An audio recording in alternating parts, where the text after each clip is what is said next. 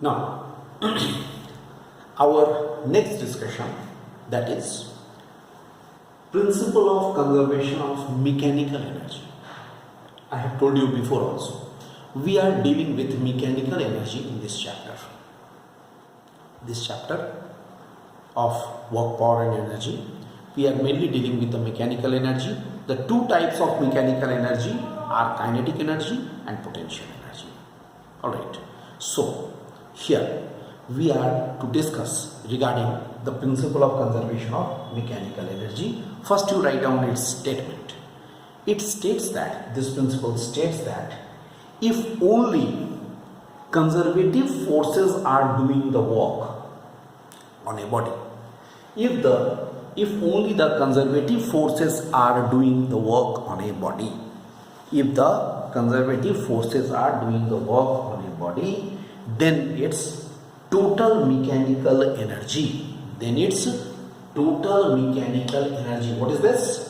Total mechanical energy, potential energy plus kinetic energy. Then its total mechanical energy, that is kinetic energy plus potential energy, remains constant.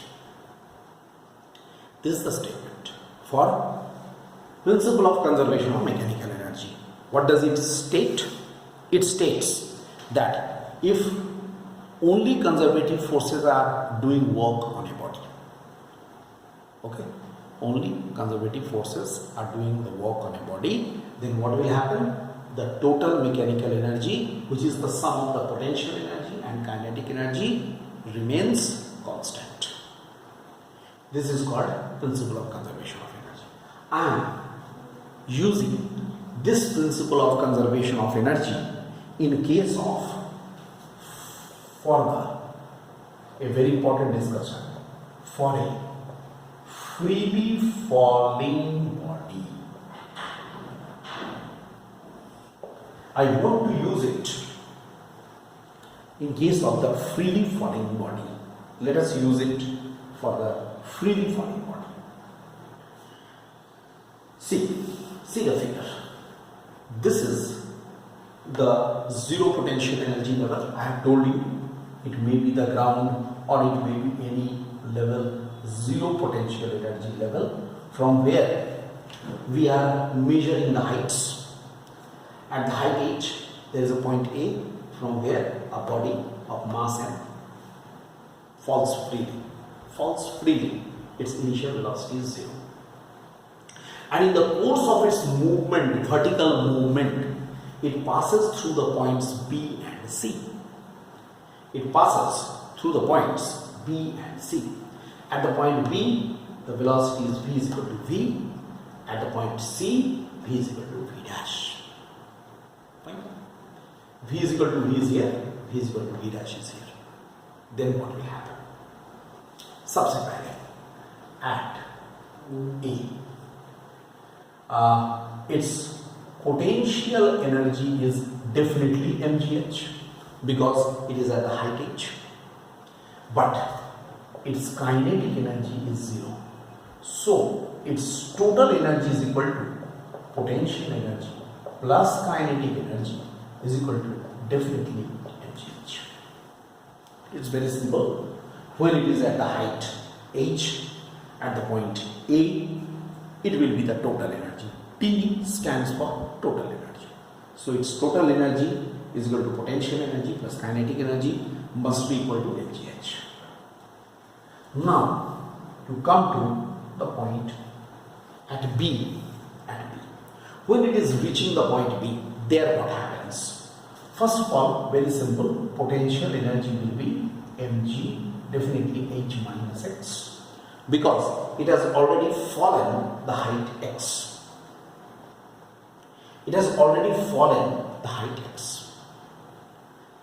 Then its potential energy should be mg h minus x, and v square is equal to u square plus twice gx, that is equal to v square 0 square plus twice gx, that is only twice gx.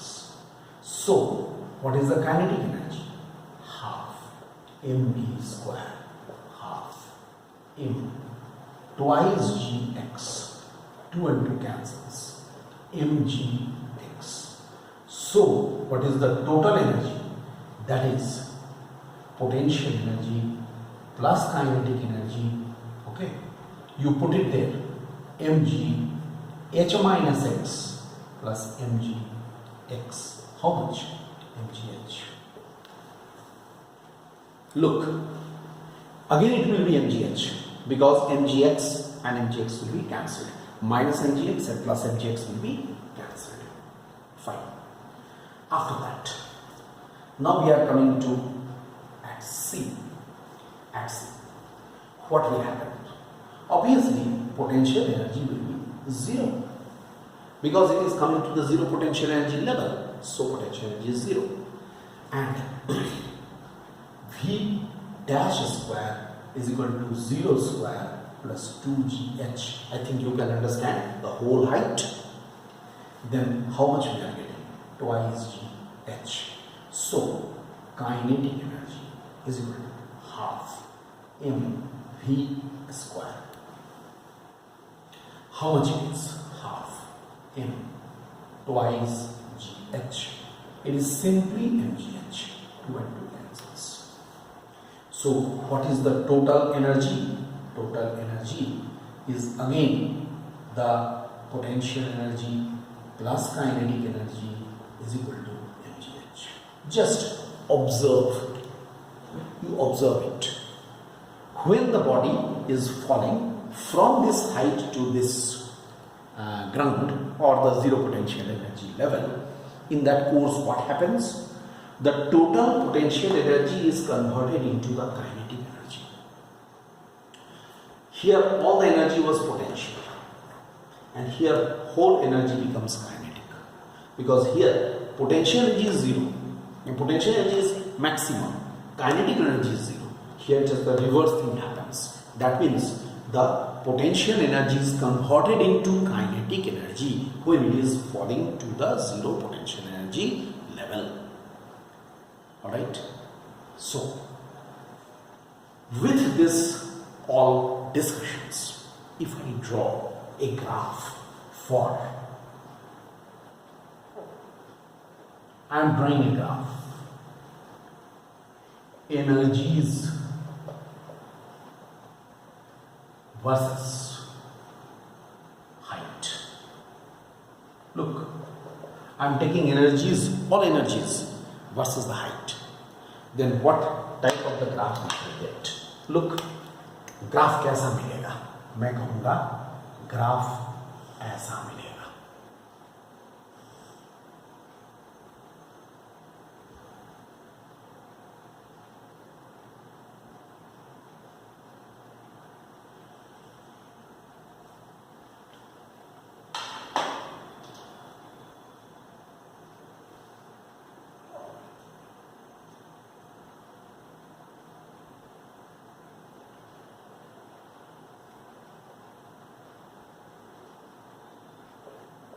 Here is H.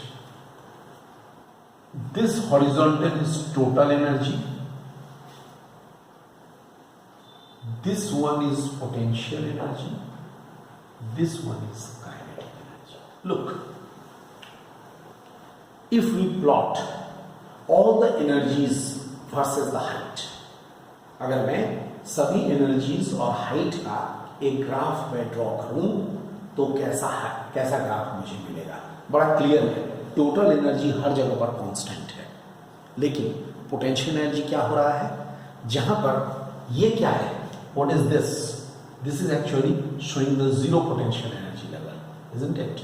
This is the zero potential energy level here. तो zero potential energy level पर potential energy zero and height पर potential energy is maximum. ठीक है, ठीक उल्टा हो रहा है. Kinetic energy is zero. कहाँ पर काइनेटिक एनर्जी जीरो कहाँ हुआ? हाइट पर काइनेटिक एनर्जी जीरो एंड यहाँ पर पोटेंशियल एनर्जी इज मैक्सिमम. और total energy is remaining constant everywhere. At all these points, the total energy is constant.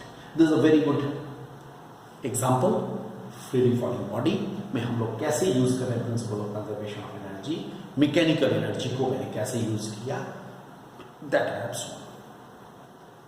Right, some more examples are to be given, that also we shall discuss in the next class. Okay, thank you.